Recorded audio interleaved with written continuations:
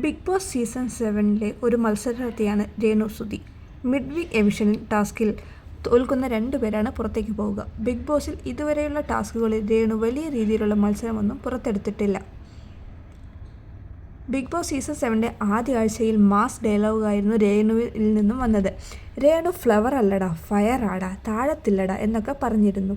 ഹൗസിനുള്ളിൽ എത്ര ആക്രമിക്കപ്പെട്ടാലും വിട്ടുകൊടുക്കില്ല എന്ന് രേണു പ്രഖ്യാപിച്ചിരുന്നു. എന്നാൽ 2ാമത്തെ ആഴ്ച ആരംഭിക്കുമ്പോൾ തന്നെ കാര്യങ്ങളെല്ലാം കീഴ്മേൽ മറിഞ്ഞിരിക്കുകയാണ്.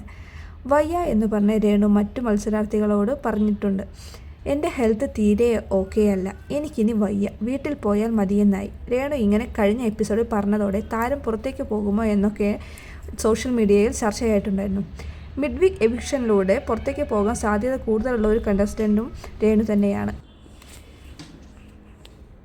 ബിഗ് ബോസ് 2ാമത്തെ ആഴ്ചയിലേക്ക് എത്തുമ്പോഴേക്കും വലിയ കണ്ടന്റുകളൊന്നും സൃഷ്ടിക്കാൻ രേണുവിന് സാധിച്ചിട്ടില്ല.